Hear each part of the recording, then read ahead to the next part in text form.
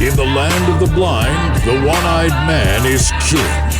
In the time of censorship, non-compliance is key. From an undisclosed location in FEMA Region 10, it's your host, Joshua Michael.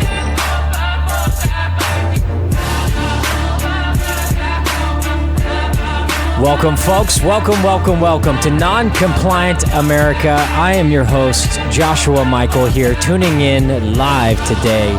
We are pre-recording the day before here on Friday. There is a jam-packed show. There's a lot of information. As always, we like to cram in as much as we can in the hour. First and foremost, I have to say the RFK interviews happening last night, yesterday in the House committee, was very riveting and telling and very, very, very interesting to watch. The Democrats are literally now eating themselves and they're panicking in full force, and we're seeing it now fall on its face in that regard. So much so, the censorship discussion regarding around RFK's speech is at the top of the charts today, and everybody's talking about it. But the fact is that this is simply a microcosm to what has been boiling in the background for such a long time. People are now starting to fight back. They are starting to gain traction thanks to Elon Musk and having Twitter and other alternative platforms like Rumble and Locals and everything else. There are alternative platforms just exploding in every account everywhere. And we're seeing that happen, and it's now coming to fruition to where these people are losing the narrative so much so that they're not gaining any traction. But let's not get too carried away. We have not cut the head off the snake yet. We have not destroyed this system. It will be a long, drawn-out, bloody, disgusting mess, and a lot of people are not going to make it out alive. But rest assured, the cat's out of the bag, and they cannot get us to lock back down. They're not going to win without a giant fight. It's just a battle now of time. If we can ride this thing out slowly, they will die. They will die. Their narratives will die. Their motives will die. Communism will basically become dormant in this country because the resurgence of America is here. The resurgence of America is here, and we are seeing it on every account. The exposed elements of the Epstein, of the Clintons. I was watching this morning, I think it was PBD podcast. If you have not seen it, it is awesome. At the very least, it's very entertaining to watch. And Anthony Weiner was on there on the PBD podcast. I will post it on a link on this show today, whether you're listening to on Spotify or Apple or on the radio. Make sure to go to noncompliantamerica.com. Check it out. Check out all the shows. Like and subscribe. Make sure to share this message because it's very, very important. But the Anthony Weiner thing was hilarious because this guy would not take no for an answer, but just watching how slippery and slimy and slick this Anthony guy is. And if you guys don't know who Anthony Weiner is, he was the guy that was sexting a 15-year-old who was the head of the Democratic Party a few years ago, back in 2014, I believe. Got in a massive amount of trouble. He actually went to jail for it and everything else. But his wife was the right hand of Hillary Clinton. So just really interesting. Fascinating thing to watch. That was a lot of fun. To see that guy stumble and fumble, but fascinating enough, the guy is so smart and eloquent and quick on his feet, and just how he would like weasel out of these hard questions and everything else, really fascinating. But without further ado, we have to address this Robert F. Kennedy situation, giving the opening remarks of them trying to censor him. When the testimony itself, the entire congressional meeting was about censorship, and out at the gate, they're trying to censor RFK, who's actually a running Democratic presidential nominee that is running for president as a Democrat, and the Democrats in Congress are trying to censor him. That's how you know, folks, because usually, here's the thing. This is what's really telling. This is why I like RFK a lot. That's when you know that he's not in the club. Because a lot of the times the Democrats, even though they'll have their differences, even though they'll disagree in a lot of accounts, they'll never eat each other to this regard. They'll never hang each other out. They're very good at doing things in what's called lockstep. So even though they might not all agree behind closed doors, on the forefront, they're all going to be pushing the same agenda. They're all pushing the same bull crap and everything else. But RFK is not in that circle. And so this is really telling. It's a very, very powerful thing. I'm going to play the opening remarks real quick, and then we'll play a couple little excerpts from that, because I think it is very telling on how awake people are, but more importantly, how important it is to get good people in Congress and how big a difference that they can make. So check out here Wasserman Schultz, Debbie Wasserman Schultz, coming out with the motion to censor Robert F. Kennedy on his testimony. This is wild. Take a listen. Point of order, pursuant to House Rule 11, Clause 2, which Mr. Kennedy is violative of, I move that we remove into executive session because Mr. Kennedy has repeatedly made despicable anti-Semitic and anti-Asian comments as recently as last week. Rule 11, Clause 2 says, whenever it is asserted by a member of the committee that the evidence or testimony at a hearing may tend to defame, degrade, or incriminate any person, or it is asserted by a witness that the evidence or testimony that the witness would give at a hearing may tend to defame, degrade, or incriminate the witness, and it goes on. Mr. Kennedy, among many other things, has said, I know a lot now about bioweapons. We put out hundreds of millions of dollars into ethnically targeted microbes. The Chinese have done the same thing. In fact, COVID-19, there is an argument that it is ethnically targeted. COVID-19 attacks certain races disproportionately. The races that are most immune to COVID-19 are... Is the lady making a motion or a speech? I've made a motion to move into executive session because Mr. Kennedy's testimony... Mr. Chairman, I and move his to table the previous motion. statements- The gentleman from Kentucky has moved to table. Question is on Mr. the- Chairman, I ask question for is- a roll call vote on the motion to table. Well, let me ask the question. The question is on the motion to table. The gentlelady has asked for a roll call vote. The clerk will have to step back for a second. The clerk will have to come in. We'll call the roll on the motion to table, and then we can get back to testimony. I think the witnesses can sit in the chairs sitting behind. I'll leave that up to the clerks. If the clerks are comfortable with that, yeah, why don't we do that? Maybe we can go right down here. Mr. Chairman, point of order. Gentleman from Louisiana. Is it the custom of this committee to censor viewpoints that we disagree with from witnesses? Mr. Chairman, I have That's not a point of I have order. a motion on the table There's a motion and the vote's to been move into called. executive House session rules. because We're waiting Mr. for the Kennedy clerks. is violative of Waiting Rule for the 11, Clause clerks. 2. Waiting for the clerks. Clerk will call the roll. Mr. Jordan. Yes. Mr. Jordan votes yes. Mr. Issa. Mr. Massey. Yes, to not censor. Mr. Massey votes yes. Mr. Stewart. Yes. Mr. Stewart votes yes. Ms. Stefanik. Yes. Ms. Stefanik votes yes. Mr. Gates. Mr. Johnson of Louisiana. Yes. Mr. Johnson of Louisiana votes yes. Mr. Armstrong. Yes. Mr. Armstrong votes yes. Mr. Stubbe. Mr. Bishop. Yes. Mr. Bishop votes yes. Ms. Kamak. Yes. Ms. Kamak votes yes. Ms. Hageman. Yes. Ms. Hageman votes yes. Ms. Pasquette. No, I want to follow the rules that the Republicans made at the beginning of this conference with these House rules, so no. Ms. Pasquette votes no. Mr. Lynch. No. Mr. Lynch votes no. Ms. Sanchez. No, because it's violative of the rules. Ms. Sanchez votes no. Ms. Wasserman Schultz. No to allowing a witness to degrade and This is defame not speech others time. and violate the rules and not have his testimony and degradation amplified Mr. Chair. rather than given in executive session. Ms. Wasserman Schultz votes no. Mr. Connolly. No to the Soviet Politburo. Mr. Connolly votes no. Mr. Garamendi. No. Mr. Garamendi votes no. Mr. Allred. Ms. Garcia. No. Ms. Garcia votes no. Mr. Goldman. No to hate speech. Mr. Goldman votes no. There it is. So you get it. Mr. Gates. They're just trying to jam Mr. up Gates. with everything and every process Mr. that they Gates can, votes but they aye. can't with this particular committee because it is ran by the Republicans. And how interesting is it that the Republicans are the ones advocating for free speech? If you guys are my listeners and you listen all the time, I don't have to tell you that.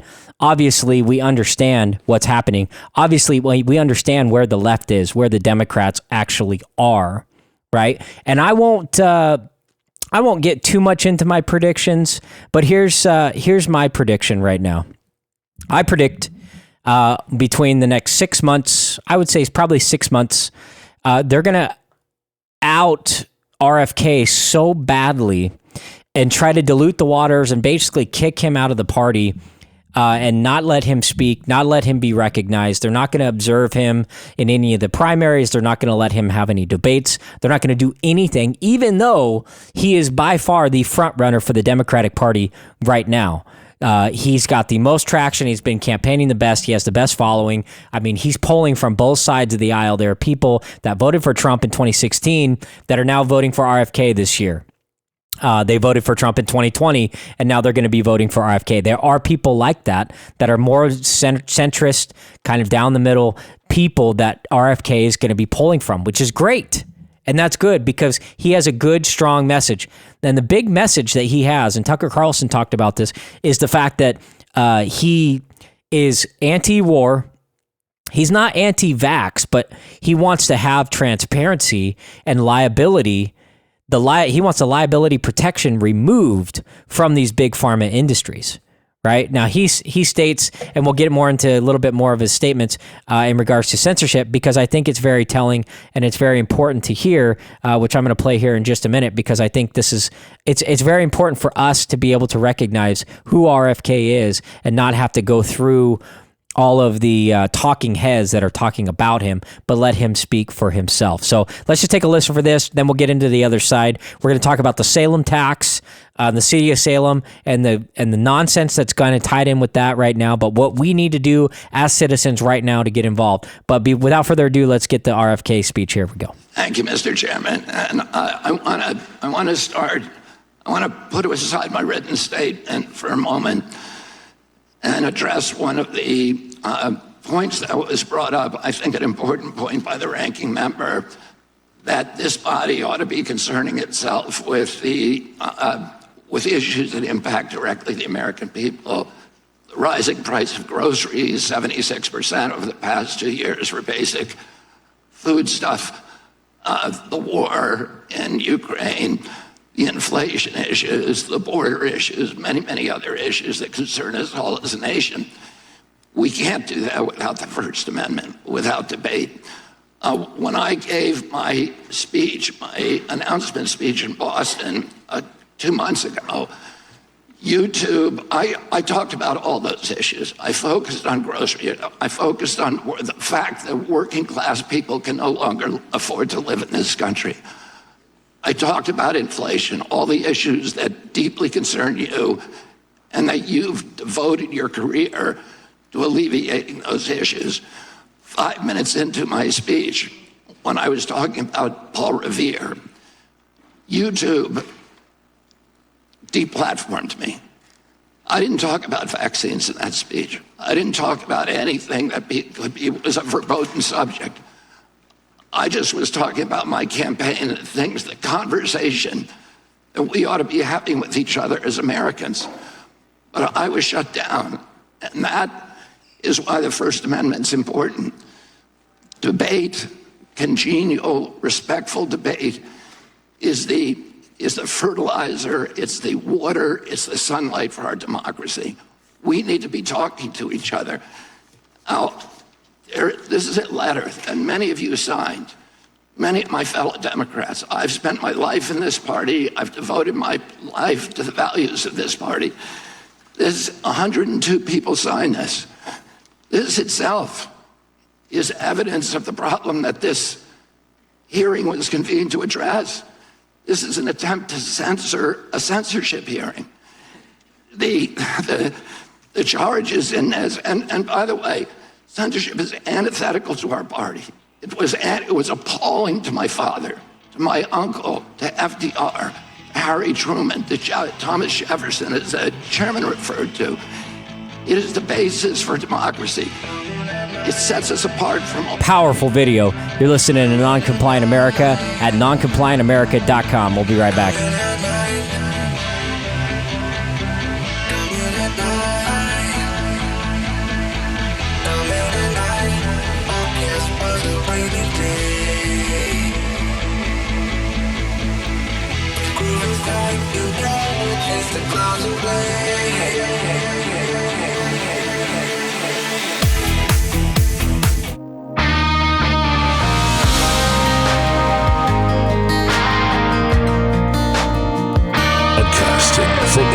state of Oregon in FEMA Region 10. It's your host, Joshua Michael.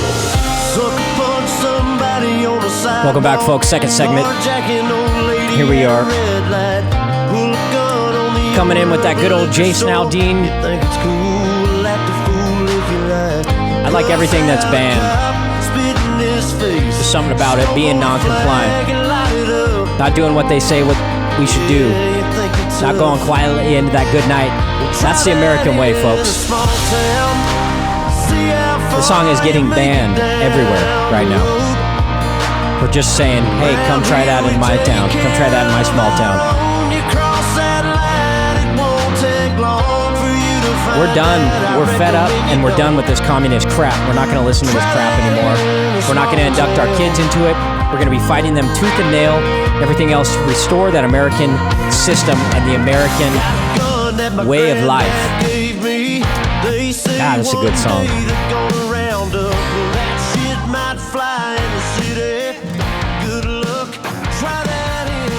That's right, folks. Small town living, this is where everybody's going. Everybody's flocking to Tennessee. Everybody's flocking to Texas and Florida, and they're trying to get out of the system of the dysfunction of the Democratic Party. And that's where we're at. And the world is rejecting it. The reality is that most people are rejecting it, but we're not able to see it with all the technology. With all the technology that's meant to isolate you and keep you from engaging with your neighbor and keep you from getting out in the world and experiencing the world and being able to see things and think things and experience things for how you see them and how you want them. That's the fundamental foundation of existing, is being able to experience stuff, is being able to fall, being able to make mistakes. All of that stuff is very, very important to grow and become a good person. We all have trials and tribulations. We all have things that happen to us in our lives. We all have people that are toxic, that we've potentially known our whole lives, or we have kids with them, or we were married to them at one point, and they're an integral part of our lives, but they're just toxic for us. And it's important to get rid of those people and or take them for what they are and not let them get you down and not let them crowdsource your mind into thinking that you're a terrible person. Because each and every one of us is and has a great contribution that we can contribute if we're able to untap our minds, untap out of the depression and the anxiety and all the things that are being pressured on us every single day. If we can get out of that, we can then flourish into doing great things.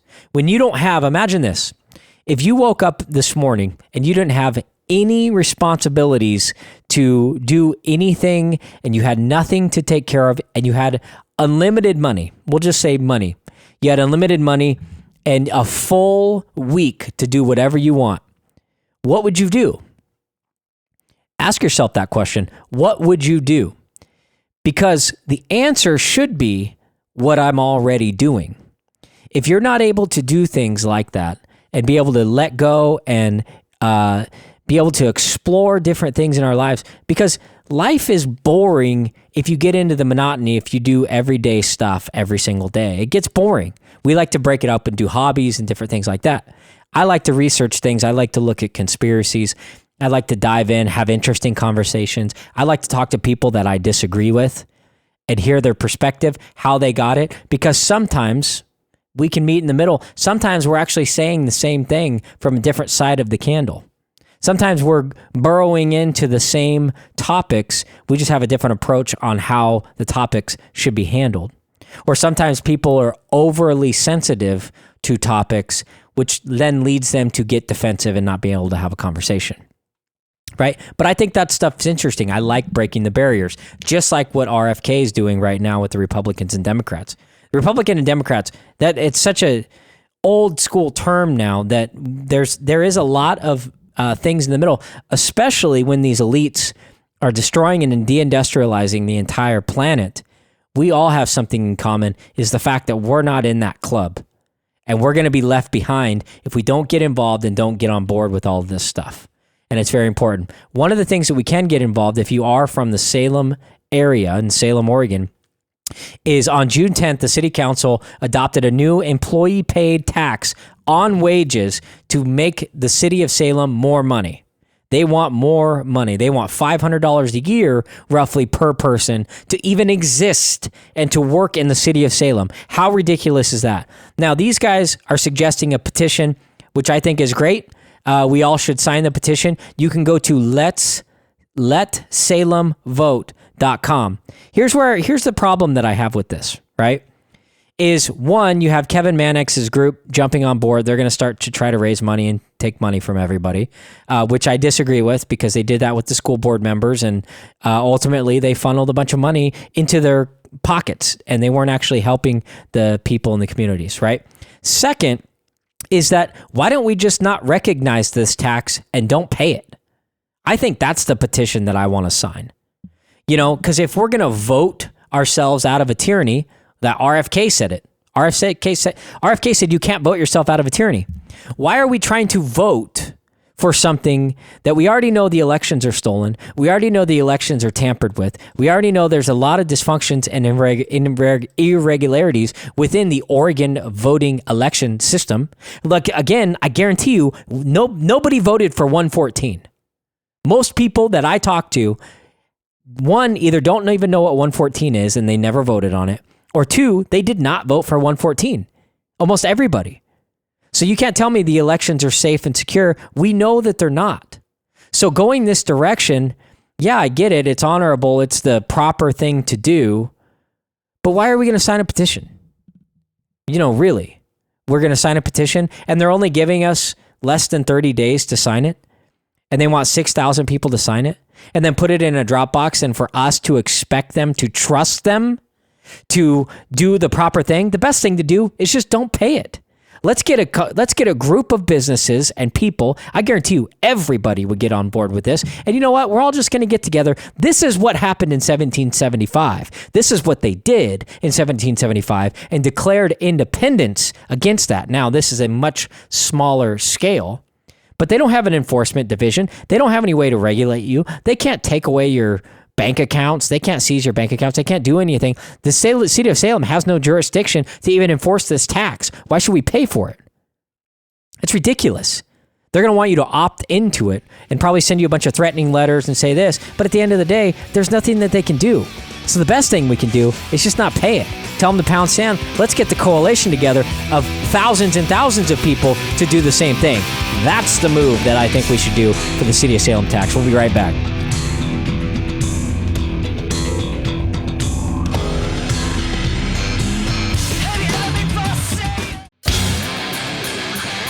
And now, live from an undisclosed location in FEMA Region 10, it's your host, Joshua Michael. All right, welcome back, folks. A lot of you guys will probably disagree with me in just not complying with the tax, but I mean, really at this point, these guys are going to pull and pull and pull and take and take and take and take and keep taking and keep taking and keep lying, and you're going to depend on them to do the vote counting. You're going to depend on the election integrity system to determine if this tax is legitimate or not. You not think that these guys for a second are going to put and tip their hands on the scale and tip things to things in their favor because they overspent for their new police department. They want to create more chaos, more panic, more homelessness, and more dysfunction in this city. If they want to do that, they're going to do that. Do you think we can trust the voting system and trust us to vote on that? You think so? You think we can trust Kevin Mannix to do the job that needs to be done to represent us? A career politician who's been in the political space for over 30 years? Yeah, okay. Yeah, we're going to do that. What are they going to do? Just like what we did with the masks, and they're not being able to enforce the mask, they can't enforce things if the overall public does not comply. They can't enforce it. So I don't understand why this should even be an argument. It'd be like, okay, you guys can pass whatever you want, but we're just not going to pay it. Why would we pay it? Right now, and I understand it's harder for employees because you don't have a choice with what your employer does with their taxes. So it's up to you to put pressure on your employer to tell them this is an illegitimate tax. It's unenforceable. They did not allow us to vote on it. And we have the right to vote on things that we want. If we want to spend more money and take more money out of our taxes, we should be able to vote on that. They can't just enforce that and make that up, right? Do you guys agree with me or not? Do you agree that this is the point? This is the line in the sand that you need to draw and start exercising the same way that you guys exercised during the COVID lockdowns. And there were tens of thousands of people actively getting involved, pushing back against the masks, pushing back against the vaccine, doing all of that stuff. Do you think all this stuff is just going to go away now? And we're, okay, we won that battle when things were really tough. We won that battle. And now we can just go back to sleep and let's all go to the beach and just hang out with our kids and ignore everything. Do you think these people are going to give up? Do you think they're going away? They are not. They are not going to leave you.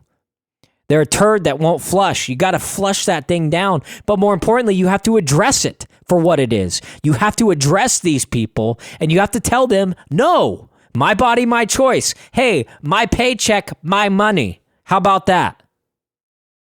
So you have to get active again in that sense. And you know what? This might be how your life is going to be for the rest of your life.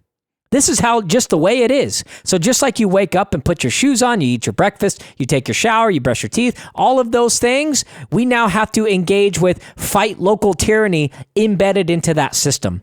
What did you do today? Did you go into a store? Remember the people that were actively protesting? I was behind it. And a part of it is going to these protests, going to these stores, making these stores kick you out for not wearing a mask. Make them call the police on you and then talk to the police about not wearing a mask. That was a beta test for their overreach, in which this is the next step of the overreach, is they're just going to tax you. Who cares if food prices are up 74% over the past 2 years? Who cares if gas prices are through the roof? They've almost doubled since Biden took office. Who cares about that? Who cares about your way of life? Well, they all gave themselves raises at the state. They all gave themselves raises. I think it was like 12% or 17% to account for inflation, let alone they are giving themselves raises. Okay. So the state's giving themselves raises. The city's giving themselves raises. Meanwhile, they want to tax you to raise more money to pay for the homeless population.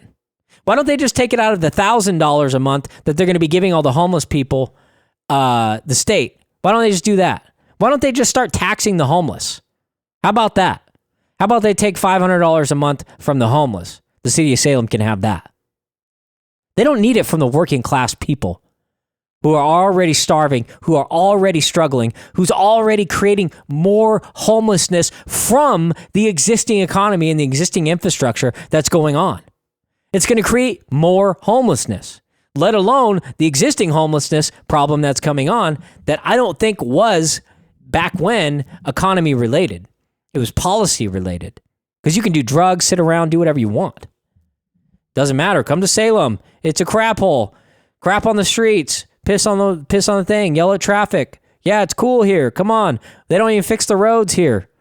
They just put gravel down and then spray it with oil. They don't even fix the roads anymore. There's potholes everywhere. So where's all the money going? It's going to the new police department and all the police enforcement and all the phone calls that the police get all the time in regards to homelessness, and it's going to the homelessness. Why should we pay for that? How about this, City of Salem? You guys got to figure it out. You sharpen your pencil and you figure it out. You figure out where you're going to get money. Maybe lower your pensions. Maybe lower the money that you're taking out, or lay off some people, or stop building parks. Stop building parks everywhere. Or maybe you shouldn't build a $24.5 million bridge that goes to nowhere and goes to Minto Brown. And virtually most of the homelessness was at Minto Brown. Guess what? Now they got a pathway to come downtown. I mean, am I the only one saying this? Is this the only thing on the books that people are, willing to talk about? Or does everyone want to prance around feelings and prance around concepts and ideas and everything else? And let's talk about it. Let's have a discussion. Hey, let's vote on it. Let's vote. Let's vote. Yeah, when you're going to spend all this energy on signing petitions and doing all of this stuff, which I think is good. It's admirable. I'm not discounting it. I do think everybody should do it. I absolutely think everybody should do it because it is important, right? But you also have to be prepared to do the latter, which means just don't pay it and disregard it. Come and take it, right? What are they going to do?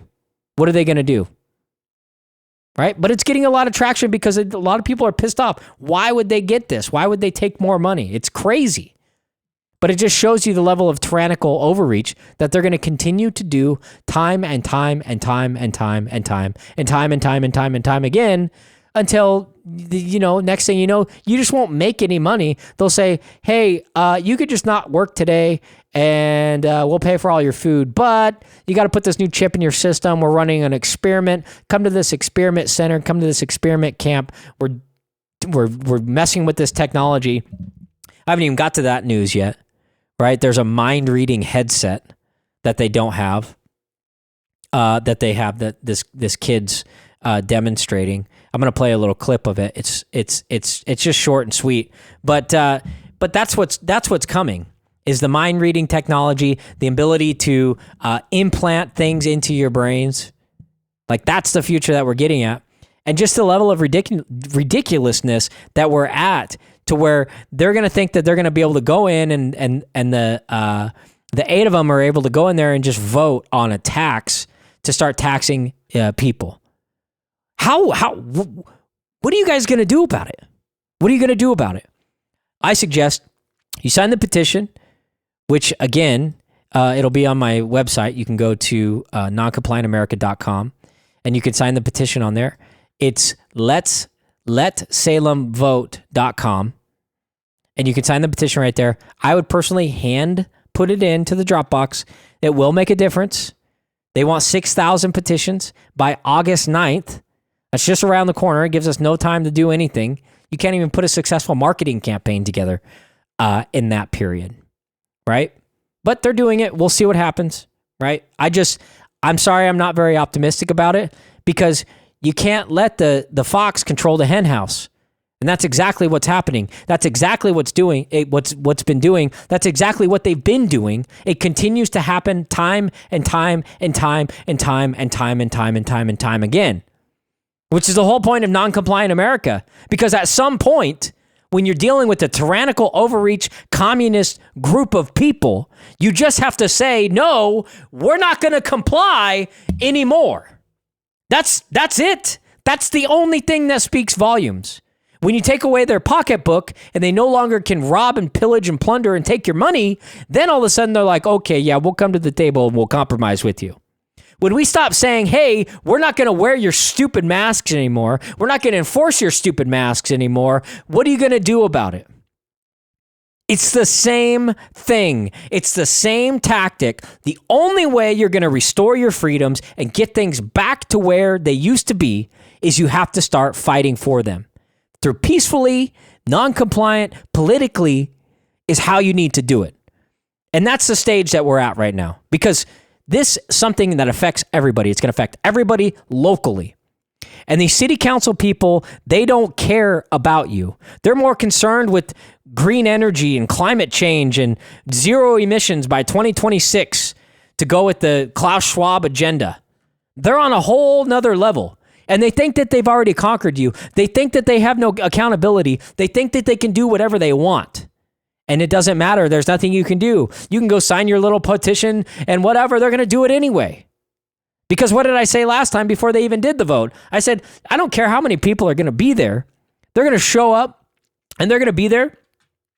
And 99% of people are like, yeah, we don't want this. This is terrible. This will be horrible. This will break me. This will force me to move out of the city of Salem. This will force me to move my business. This will force me to do all this and all that and all that. This will just be a detriment to my entire livelihood and existence and my family. Yeah, we don't care. We're gonna do it anyway. We need a even bigger police station. We need more homelessness. Or you know what? Your life doesn't matter, sir.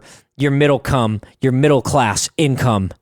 What about all the poor people? They should be able to live in your yard also. What about them? They want to do drugs and shoot up. That's on them. How dare you, you bigot white person who've worked and sacrificed your entire life for your existence and for your assets and your house that you're living in. Me and my buddy, we making all of this money. know it's rude to be